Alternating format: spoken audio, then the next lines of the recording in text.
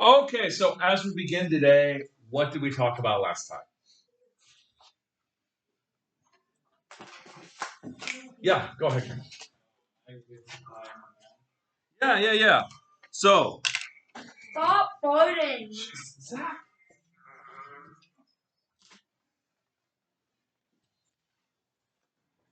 So, what do they look like?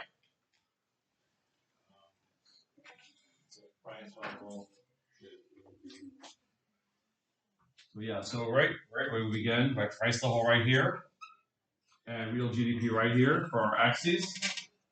And we had for ADAS.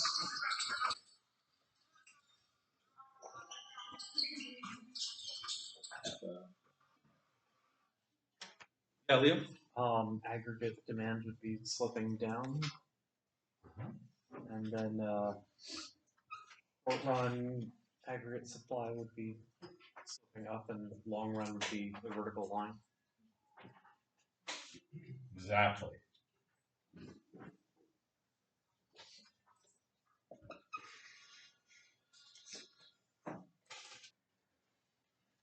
All right. Does anyone have any questions? It took us a long time to explain why AD sloped down. It took us an even longer time to explain why SRAS slopes up. And then we have LRAS right there. So what we're going to be doing today is we're going to talk about shifting the aggregate supply and aggregate demand curves. I'm trying to think of the most efficient way to do this. Which one do I want to start with?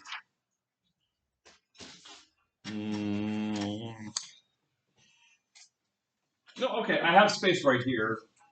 I guess in the notes I do it this way. So let's do 80 shifters. Boom. This marker sucks.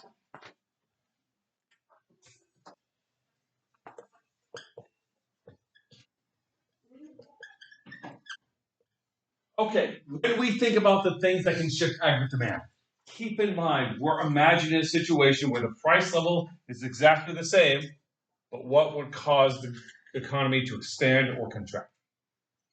Now, in all of these cases, the list that I give you will be shifting aggregate demand to the right. I will indicate in blue the direction that will cause aggregate demand to shift to the right, knowing full well that if you want aggregate demand to shift to the left, you just do the opposite. Now, the way that we organize it, the way I typically organize this is into 4 categories. Typically, there's going to be a 5th one I throw in at the end, but we're going to focus on the first 4. And the first 4 are going to map to the components of the spending approach to GDP. Because in all these cases, if these things are increasing, we would expect real GDP to increase as well. So, what are the 4 components of the spending approach to GDP?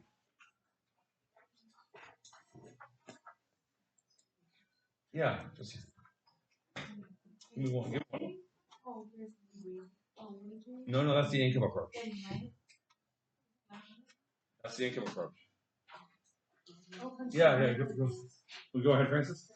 Consumption, investment. So you'll note too, I'm spacing these out because for consumption I have 4 items. Investment I will have 2.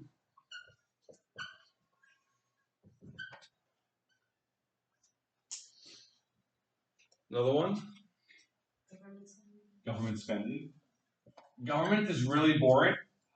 There's just government. Government spends money, whatever. And net export. Net export.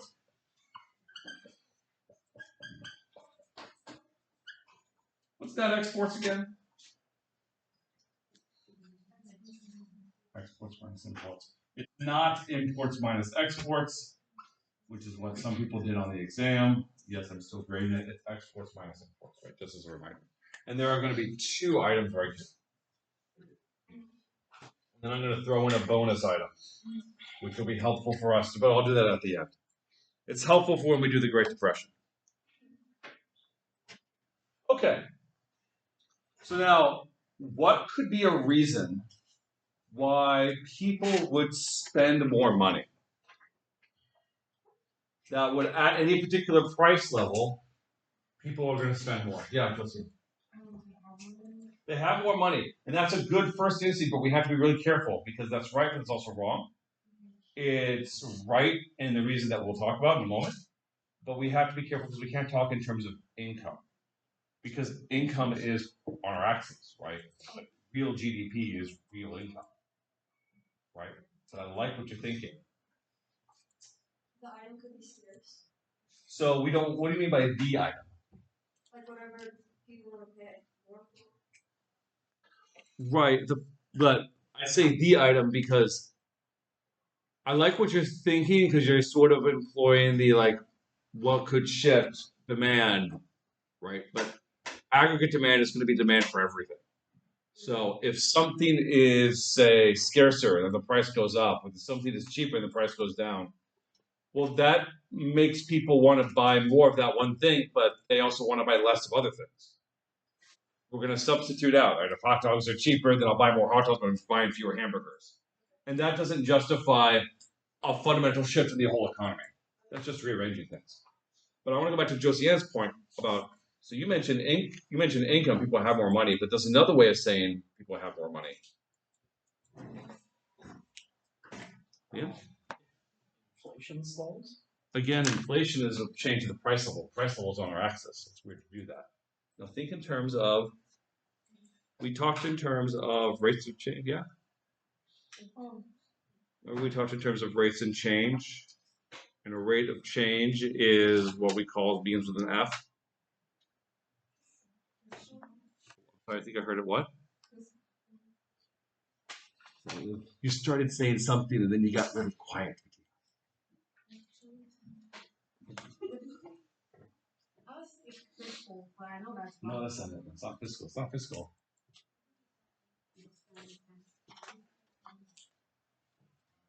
There's water going into a tub, and then there's the amount of money. Flow. Income is a flow. Note that there are flows here, right? This is a flow, the amount produced in a year. So we can't use flows because they're here, but we can use, what do we call the water in the tub? Yeah, right.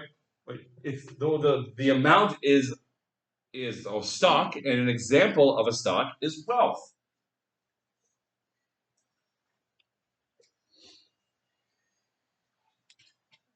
Yeah. So what we're answering is what can happen in supply that would make people consume more? No, what would happen in the economy that would cause people to consume more? So if wealth goes up, if, for example, people's assets become more valuable, then that will cause them to spend more. They'll say, I will go ahead and I will save a little bit less, or I will take out a loan because my house is so valuable now. I will take out a home equity line of credit, and I'll start buying things. And maybe I will remodel the house, or maybe I'll take a vacation. And that will, and it could be in any number of industries, and that will shift aggregate demand to the right. Because people in general are spending more. People in general, we saw this in the run-up before the Great Recession. Housing value went really high, and a lot of people have value in their houses. And so they were wealthier, and so they saved less, and they started spending more. And that created a kind of bubble condition in the economy, right? Aggregate demand shifts to the right.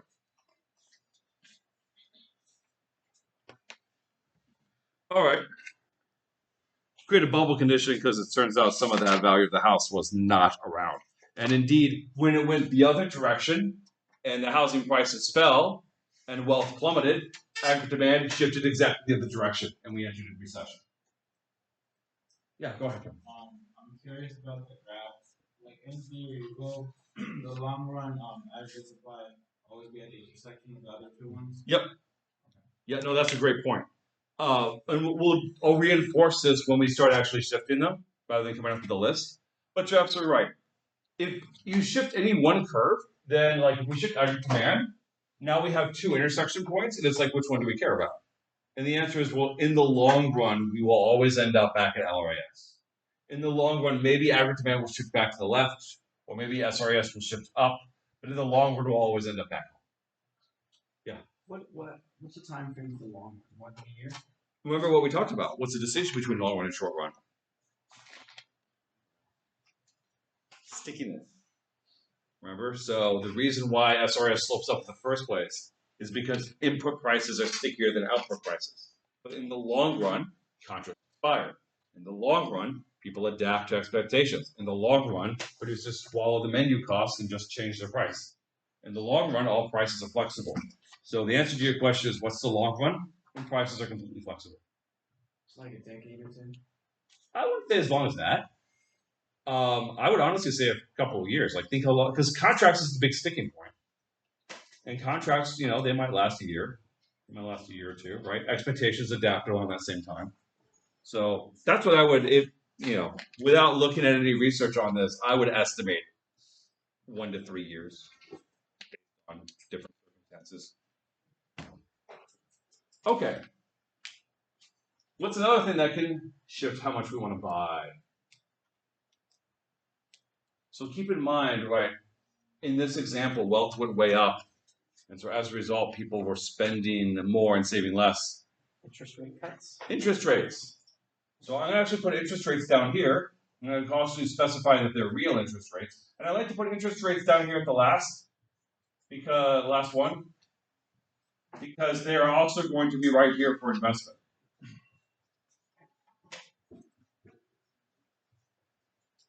If it becomes cheaper to borrow, people are more likely to borrow. And they will borrow for their own personal consumption, and they will borrow to also make investments. Families might borrow to buy a car. Firms might borrow to make a renovation. Families might borrow in order to buy a house or send their kids to school. And firms might borrow in order to do some R&D development or to make an acquisition.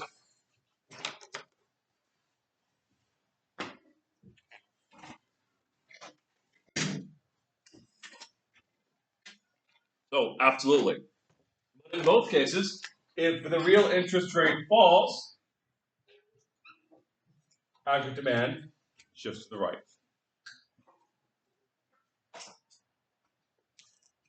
All right, what else?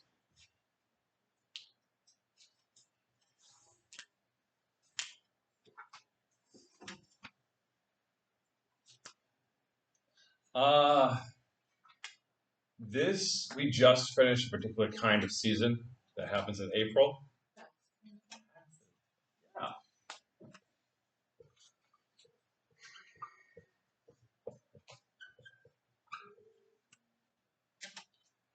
The personal taxes, because we want to make a distinction between that and any sort of corporate taxes. But if taxes go down, people will have more money to spend on other things. And they will be all kinds of other things. We have to think big. This is macro. So you want to focus on things that are going to affect the economy wide. This isn't about one particular discount somewhere. This is about personal taxes like income taxes or sales taxes going down. And as a result, people spend more. And finally, this one's a little hard to see.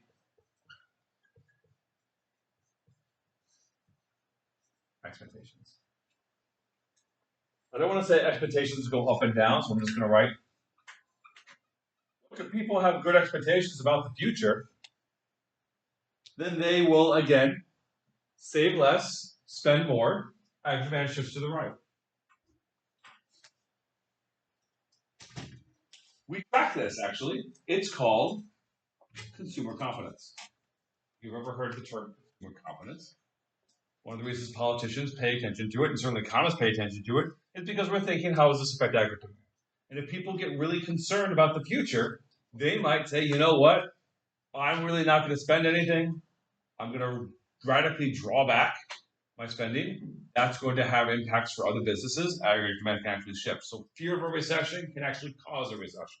Yeah. Is that related to that fear greed index or metric. I've heard of that before. Yeah, I like that trade-off. It's like what's driving investing in the market. And like the far ends are either extreme fear or extreme. Yeah. Or, I mean, I don't like the names because they're both really negative. You can also think in terms of extreme prudence on the fear part and extreme opportunity seeking on the greed part. But you can see a relationship to that, right? Yeah. And indeed, but you're talking about investment, and this is consumption. That said, we can also throw in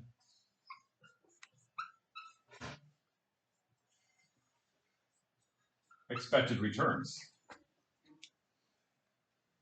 right? Which is exactly the same idea.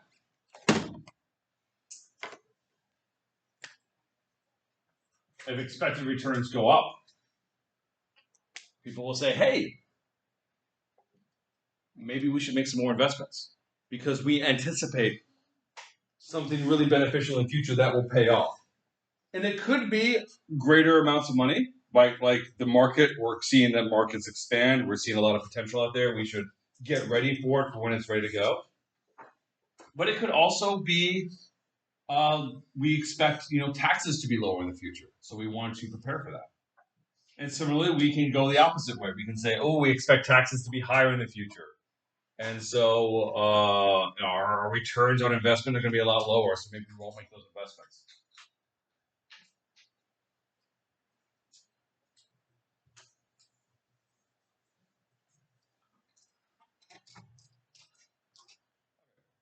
Questions? All right.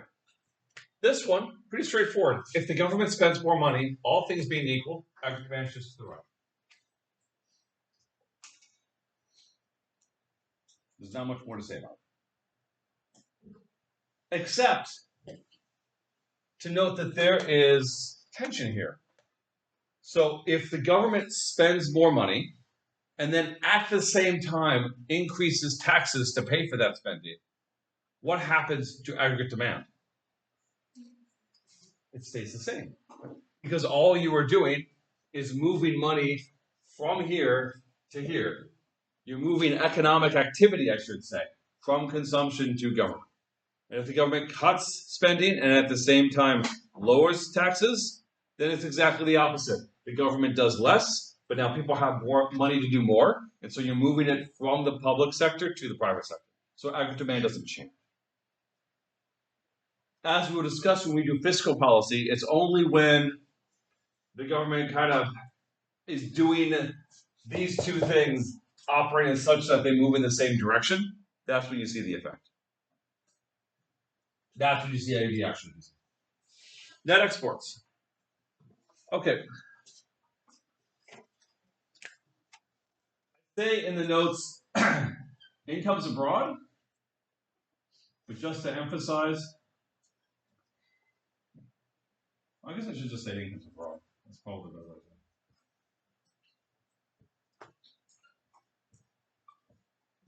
But you can think of it in terms of just economic conditions. You might say, but David, we can't do incomes as shifting aggregate demand. We just rejected incomes as shifting aggregate demand for consumption. But I can't do that here. Why can I do that here? Yeah. Because they're not incomes that count towards our GDP. Exactly, right? GDP is confined to a particular country. And so we can indeed say, well, if other countries are doing well, that will cause people to buy more of our exports, and then our country will do well as well. Before the pandemic, there was a lot of concern in policy circles that other parts of the world were doing poorly, that China was doing poorly, that Europe was doing poorly, and there was concern that due to issues that they had, their incomes would fall, and that would spill over to us. Because if other countries have a hard time, then we have a hard time because we sell things to them. Then the pandemic hit, and then people stopped talking about that. But that was a concern at the time. Roughly, I want to say 2018, maybe 2019.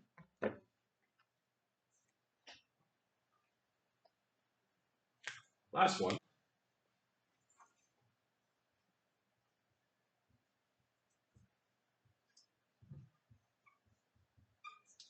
exchange rates. So, this one I always like to pause and ask people what they know about exchange rates. Because this one is a little weird. What do you know about exchange rates? What are exchange rates?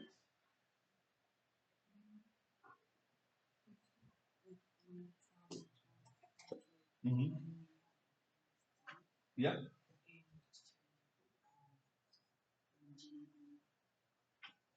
For whatever the like, yeah, for whatever the other currency is, right?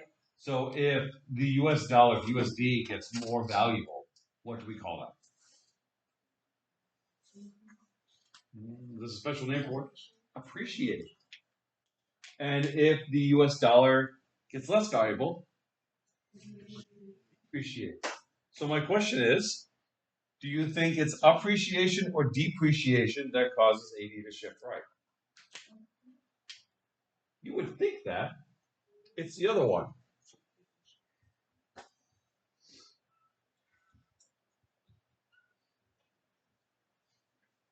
If the local currency depreciates in value, then because of international trade, aggregate demand will shift to the right.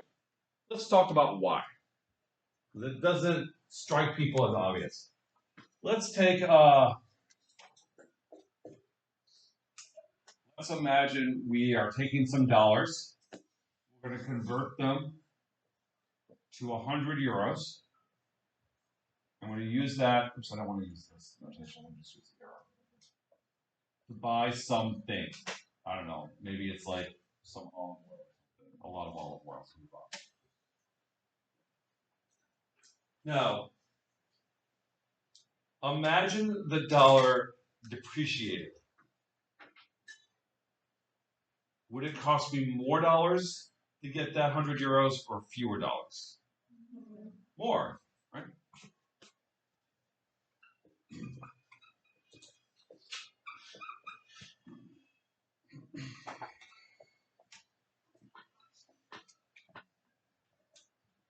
In other words, even though the price of the thing I'm importing has not changed, it's still 100 euros. The price to me has changed. I have to spend more dollars to get those euros. Therefore, what has happened to the actual price of the import? To me, it increases.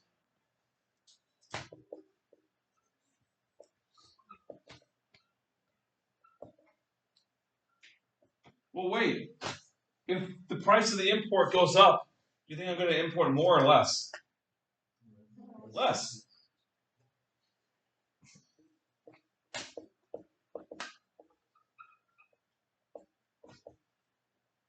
Now let's go the other way.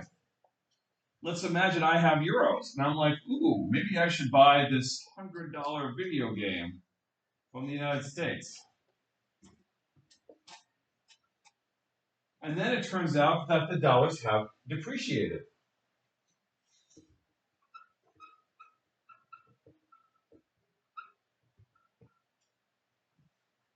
So, will it take me more euros to get the $100 or fewer euros to get the $100? Fewer. Right? Why? Yeah. The dollar is not worth as much anymore. So it's like, ooh, I'm getting euros? That's great. So it's fewer euros to get a dollar, which means thus the price of exports, because we're sending them abroad, has gone down. Right? Even though it still costs $100, for people abroad it is now cheaper. Does that make sense? It takes fewer dollars to buy the thing, even though it still costs $100. Fewer euros to buy the thing, even though it still costs $100. I still spend fewer euros to get that $100. And thus, what happens to exports? They increase. So, we have exports getting bigger, imports getting smaller. What happens to net exports? David? The what? I said exports are getting bigger, imports are getting smaller. What happens to that exports? Go up, right? I have a bigger number I'm adding. I'm subtracting a smaller number. Unambiguously, it's going to go up. Aggregate demand increases. So a weak dollar actually shifts aggregate demand to the right. A weak dollar means that all things being equal, we export more and we import less. I don't want to, again, it's worth emphasizing, I'm not saying that imports are something that inherently reduces GDP, because sometimes it's more efficient to import something, right? And so you have the consumption over here because I bought the olive oil from another country, and then I was subtracting off the part that we didn't make the whole olive oil ourselves, right? The United States only transported it around, which is not nothing. But that said, like if it ends up happens to be cheaper to make it domestically, then more production, right? What would cause like extreme? So you can think about there's lots of things that I used to do a whole thing about currency exchange rates. And there's lots of things that can influence how much a currency goes for. Just think in terms of a currency as the ability to participate in a country's economy. And so all kinds of things can influence people's interest in that. If, for example, interest rates are really high in the currency, in the country, well, people are then going to want those dollars or those yuan or whatever it is so they can deposit money in the banks and then earn interest, right? I can't put euros in an American bank. I can only put dollars in an American bank, and they will earn me dollars. And so if I want to put money in an American bank, I will buy those US dollars, which means the value of the dollar has gone up. And in fact, 2 years ago, the dollar had appreciated a lot because of these higher interest rates we've got, all things being equal. So the answer is lots of things can cause it. We've seen the dollar value decline recently, in a large part because of this trade war. Fundamentally, all these tariffs. People are like, maybe we won't participate in the American economy anymore. Seems like maybe this is kind of a wacky thing. We're going to go over here to the extent that we can. But if you always just keep in mind, right, a country's currency, buying that currency is buying the ability to participate in the economy of that country. That tells you then a lot about why they go up and down. Did I answer your question? Yeah. Yeah. Currency markets are really fun. Oh, goodness, they are volatile, but they are really fun. All right. Last one. This is sort of a bonus one, but this one is going to directly relate to when we talk about the Great Depression, and that's our friend, the money supply. But I bring it up largely, though, it's kind of redundant, and this is why I put it this way, because the money supply just directly relates to interest rates. If you increase the money supply, you're going to lower interest rates. So in some way, the money supply is kind of redundant for the real interest rate stuff I put up. But that's why I organized it here, so I can just draw the lines directly there.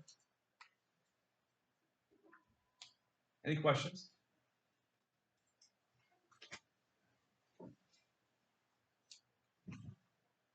This one is really long. Yeah. Yeah, I should know what question. Sure. So, what exactly does the aggregate supply curve represent? The aggregate supply curve Oh, aggregate or aggregate demand curve?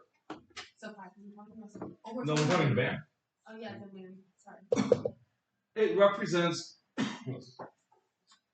a general interest in consumers, whether we're talking about people like you and me who want to buy everyday items, or whether we're talking about businesses who want to make investment. Anyone on that spending side who is saying, I would like to buy stuff.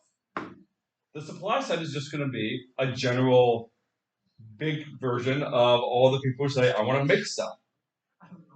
And so it's always going to be in that context, right? It's just a bigger version of the demand curve of yore, and as we will discuss, a bigger version of the supply curve.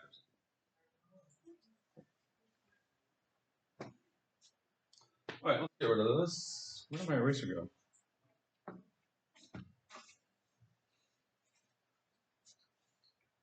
Do you know where my eraser is? Can you see it? I'm like that. I can't everyone. You hid my markers, Yeah. but you did not. Do I not have an eraser? Yeah, you don't have an eraser. Oh.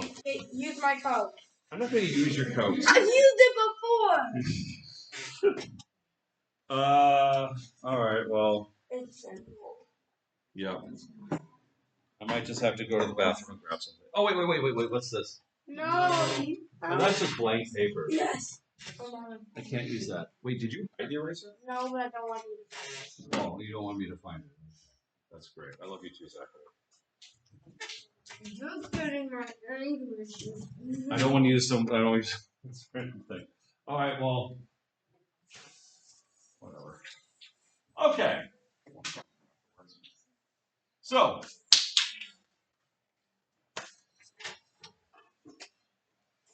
That's aggregate demand. Let's do aggregate supply.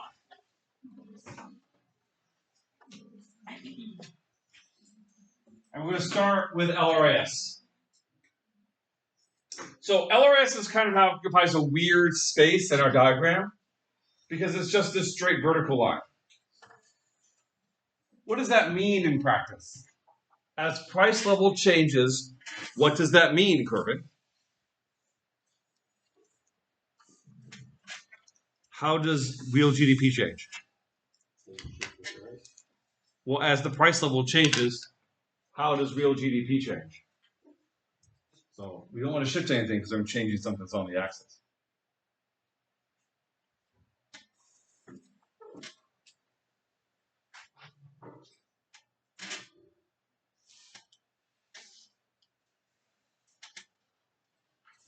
Now we see, like, if price level goes down for aggregate demand, real GDP increases. We see as price level goes up on supply, real GDP increases for the short run supply. For long run supply, as price level goes down, what happens to real GDP? It's the same. Which brings the question, why is it where it is? What does LRAS represent? LRAS represents the fundamentals of the economy. So if you want to know why LRAS is where it is, you can come up with all the different reasons for why economies on some basic level produce stuff.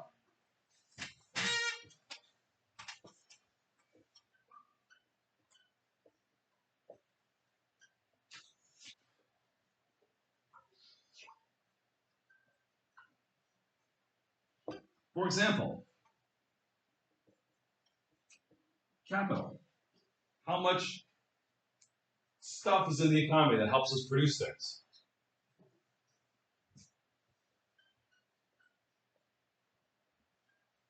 It can be education. How skilled are the labor forces? That's why I really should say education, skill. To emphasize that this is the human capital theory. It could be population. If you have more people in an economy, you're going to produce more. That doesn't necessarily mean that GDP per capita will go up or down, but it's definitely true that GDP in its raw numbers will go up. We saw that, right? India is one of the largest economies in the world. That's truly because it just has so many people in it. What's something else that can change LRAS? That goes into those fundamentals.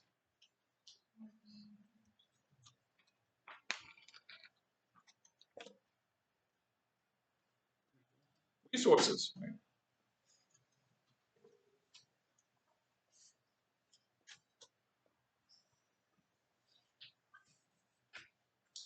And it can be a little sticky, as we discussed when we did the resource curse. But generally speaking, if your country has more resources, natural resources, it's going to be more productive, it's going to have a higher GDP. It might not go to many people, that GDP, but it will still be there. Something begins with T. What was that? I'm sorry, I'm going to go back. Technology.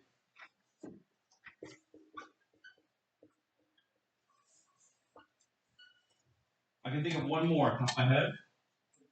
It's kind of like the most important thing when we were discussing development. Yeah. What? So I couldn't quite hear it. What was that? Labor? Well, labor we already have. We have population. Begin with an I. Institutions.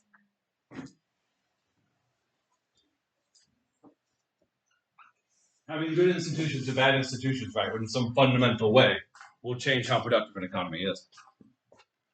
So, and how much it can produce. Well, if you want to shift LRAS,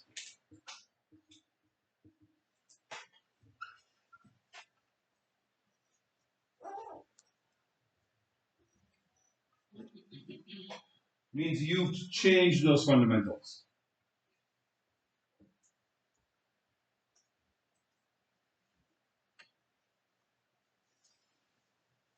In other words, technological change. And by technological change, I mean big technological change. Not like, oh, we've created a better way to diagnose lung disease. Like, that's not a big enough shift. It's got to be a general technology that can affect multiple sectors of the economy. AI, for example, is such an example of a big shift in LRAS. If you have a lot more people, maybe due to immigration or to higher birth rates, assuming that they're old enough to become labor, right, as it points out, because there is simply a difference between population and labor. You're absolutely right about that. That will shift LRAS to the right. If, on the other hand, you have some sort of natural disaster, when that affects the entire economy, that will shift LRAS to the left. If you have like people having lower levels of skills, that shifts LRAS to the left. If you develop some bad institutions that make the economy less productive, that shifts LRAS to the left. Wait, how does like AI shift? Because AI makes the economy more productive. Yeah, we can do more things with it. Like, it's much the same way, like, remember how we used to all be farmers? I'd say remember as if you're hundreds of years old, right? But there was a time when the vast majority of the population was farming. And now that we are more productive at farming, people can go and do other things. And so among the general population, the population is concerned that AI will take jobs. Economists are not concerned about that. We're concerned about this some sort of like, it's hard for people to adapt to this changing world. That's certainly true. But taking jobs is a good thing, because that frees up labor to do other things. And that's good, right? People might not like the change. They might say, I want to be a writer, and instead I'm like fixing people's plumbing. But it does create a wealthier society.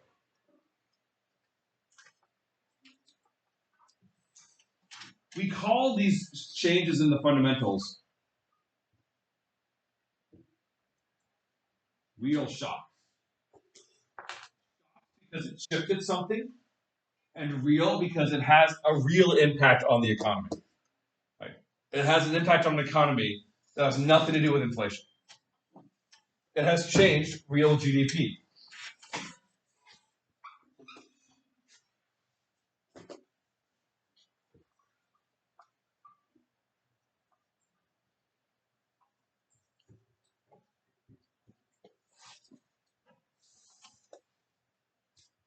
In the long run. A recent example of a real shock, COVID. Shifted LRAS to the left as we suddenly lost potential. However, there were real shocks that brought us back. Like vaccine was the big one that brought us back. And quite frankly, the adoption and proliferation of remote work and the technological and skill adaptation that came with it, as everyone suddenly learned how to use Zoom really well, that also helped shift LRAS back. It didn't do the full job, because remote work is not a perfect substitute for in-person work. We lose productivity there. But it mitigated it helped. It helped in the short run. The economic damage of COVID was mitigated a lot because it happened in 2020. Imagine if it happened in 2000, when the internet was a lot slower and much less sophisticated, and people did not necessarily have computers, certainly didn't have laptops. the internet was a lot slower, couldn't handle video, like that would have been worse. That would have been harder to adapt.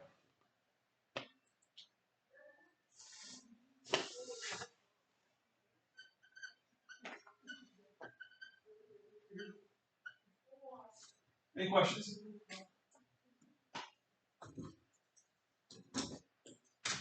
Yeah, go ahead, David.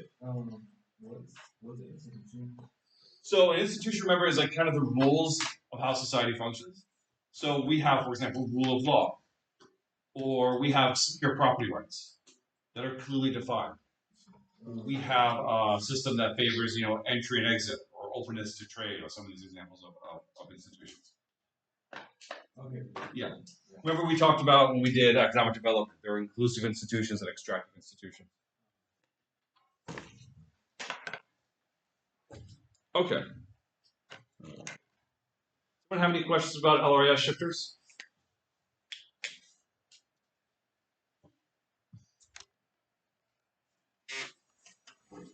Okay. Then let's do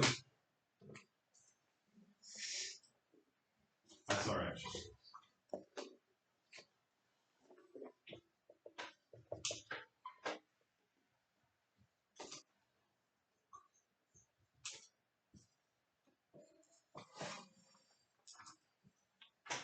First of all,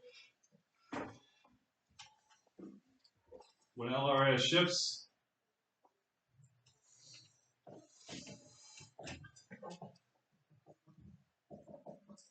LRAS shifts with it. So if LRAS is going to shift to the left, SRS is going to shift too, and we will have some new equilibrium point over here. So you can imagine LRAS kind of dragging SRAS along with it.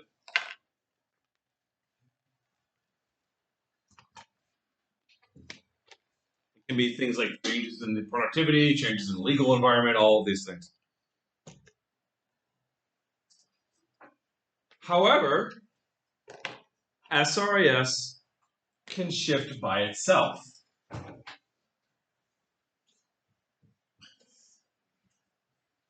It can shift by itself because there's a nominal shock.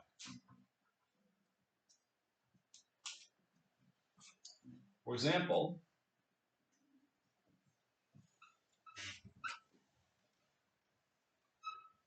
input prices can shift SRAS all by itself.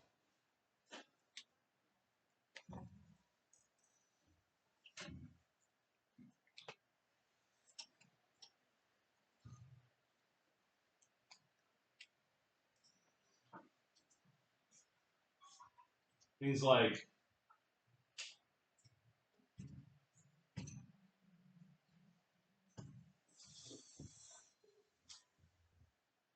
key inputs like oil or gas,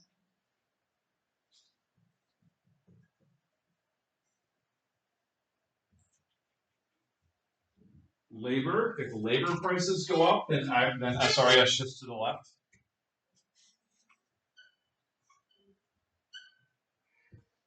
Exchange rate can also shift to the left.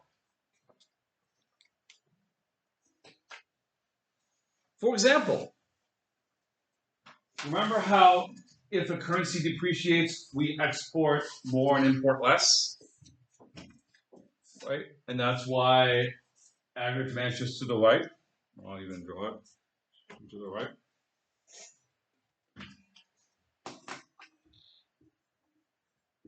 If we have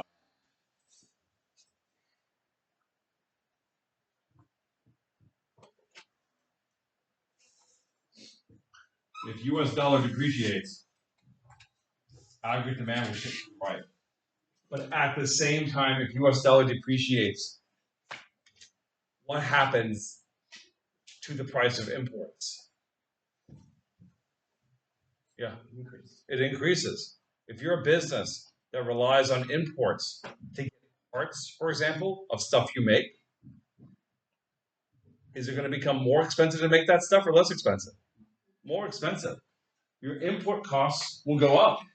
And so at the same time, as AD is shifting to the right, SRAS shifts to the left. In other words, I don't want you thinking that, oh, if the economy if the dollar depreciates, that must make the economy better off. It's like, no. It's good in some parts, it's bad in others. The net effect is zero. You haven't actually changed anything fundamental about the economy. You've only changed the price of the currency. And what you have changed is the price level. You get some inflation, which makes sense because it's less valuable. Everyone good so far?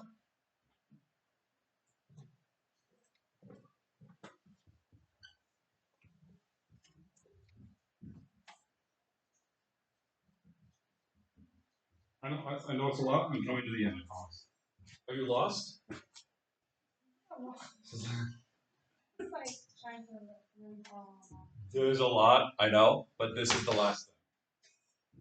Okay, Taxes and subsidies. so you're saying Yeah. the mansion curve side goes up, goes to the right.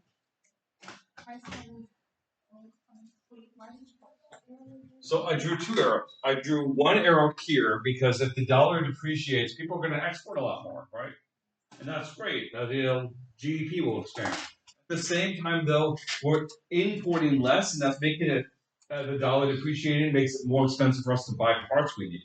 So it's harder to produce things, but we have more demand for what we've produced. And so these things are pulling in opposite directions, and GDP itself, real GDP, hasn't changed. Both of them are going, yeah, right, yeah. They're both happening at the same time, and all you get is just inflation.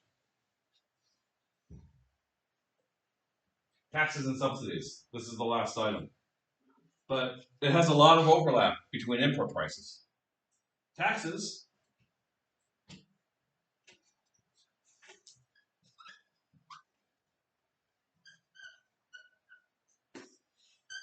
shift SRAS to the left. Subsidies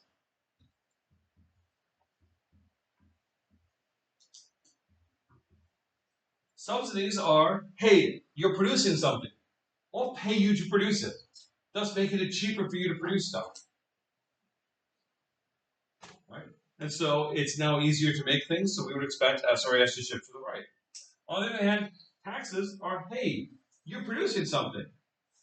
I'm going to make you pay me more to produce that thing. It is functionally the same thing as a higher input price. I have to pay X more for this lumber because the import price has gone up. I have to pay X more to produce this thing because of taxes. It's exactly the same idea.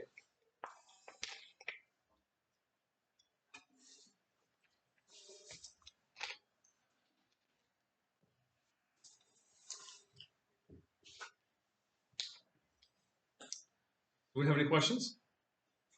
Yeah. Yeah, tied to government spending. Well, so we technically have to keep them separate, right? Because you can increase taxes without changing spending. It happens all the time. Yeah, but a subsidy means that they're spending more. Mm-hmm. Oh, I see what you're saying.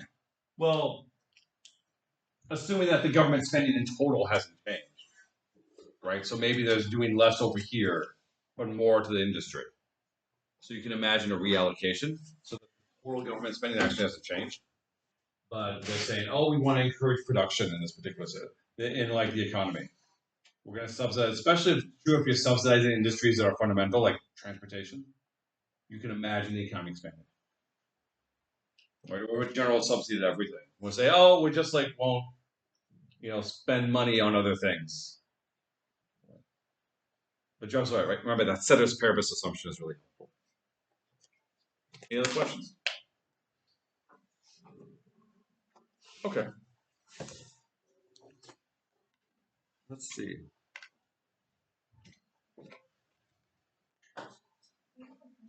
Yo, yeah, go ahead. Sorry.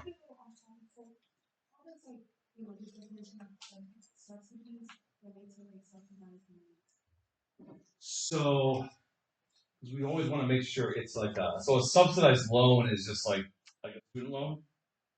Typically, the student loans and stuff like that's what typically. In that case, the government is spending money to make sure that your interest rates for student loans are lower than those. Then I encourage people to take out these loans. I thought that's kind of the whole point. Is that an SRAS shift? You could argue it is, except they're focused just on education. So in that way, it's arguable like that's not enough to shift SRAS. You could argue that it's encouraging people to be more skilled, and so it has this longer run effect of shifting LRAS to the right.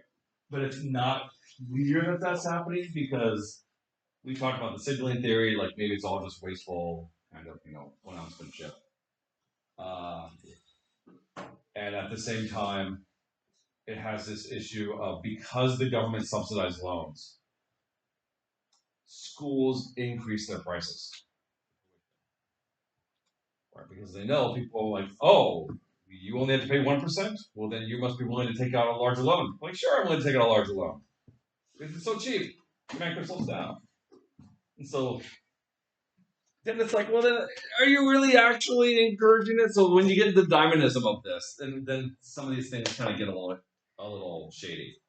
I read one paper that argued that, and I don't know if I wouldn't say this is true, but they presented evidence that said that basically all of the increase in tuition that we've seen is because the government subsidizes student loans so much. Because that's the strength of the effect. But that's kind of getting into my. Any other questions? Let's go over then a little bit because I gave a little bit of the guidepost for this as we move forward. I gave you a lot of shifters. There's so many freaking shifters. So here's what I want you to keep in mind.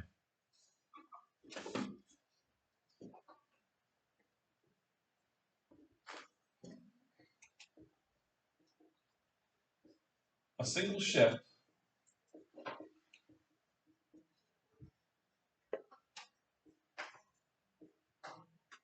create a short run effect. Like if I only shifted aggregate demand, I now have two intersection points. And you might wonder, which one do I care about? The one you care about is the one that's in the short run. But by definition, the short run will not last forever.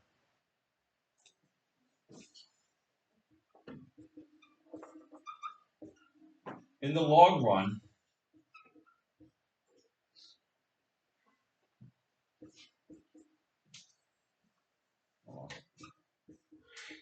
all curves intersect at LRAS. For example, COVID, the government created a whole bunch of money. With all the government spending and the subsequent money that was created to fund it. Aggregate demand shifted to the right.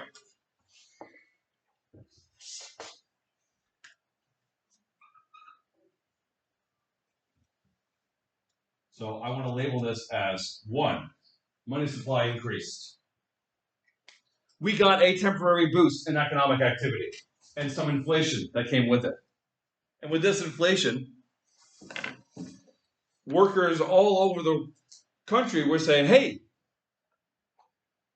in real terms, we're losing money. Like there's a lot of inflation we need to be paid for. There's a lot of inflation, prices are higher. You guys are making tons of money, give us some. Right? You remember this. This was not that long ago. Right? There were all of these strikes. There were all of these conversations. A lot of businesses were saying, fine, we'll start increasing your wages. And a lot of people got cost of living adjustments.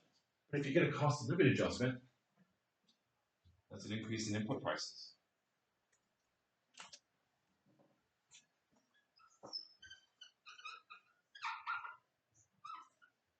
And so, in the long run, we ended up right back here. This, by the way, is what we call demand pull inflation, where change in aggregate demand pulls the price level up.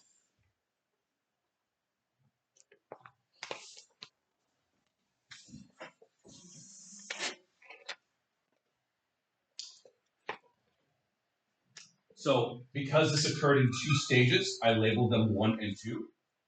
Note that when I did the US dollar depreciates, I did them both at the same time. I didn't label a 1 and 2 because it was happening at the same time. Here, demand happened first, and then supply happened. Before, they were happening at the same time. But this basic strategy of you're going to create one shift, and then eventually everything has to catch up. All curricular effect. The kind of one exception to this is LRAS shifter. I mean, like if 2 things are happening at the same time, then you have to worry about it. If we're depreciating, then SRAS and and AD are happening at the same time, so no big deal. Or an LRAS shift, that means by definition 2 things are happening because LRAS will shift and SRAS will go with it. That's fine. That's not a big deal. But the general strategy is if there's one thing that's shifting, then eventually the other thing will have to shift. Something else will have to shift. It might be that AD shifts and then AD shifts right back. It might be that one shifts, the other one shifts later, whatever it is. Any questions?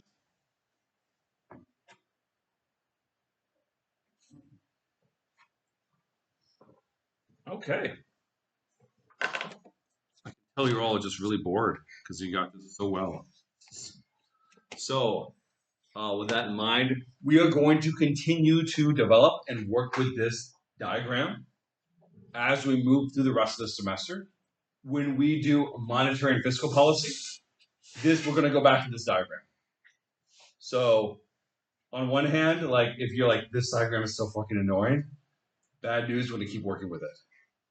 Good news is we'll get lots of practice. So hopefully you become quite comfortable with it. And with that in mind, I will see you on Tuesday. Yeah.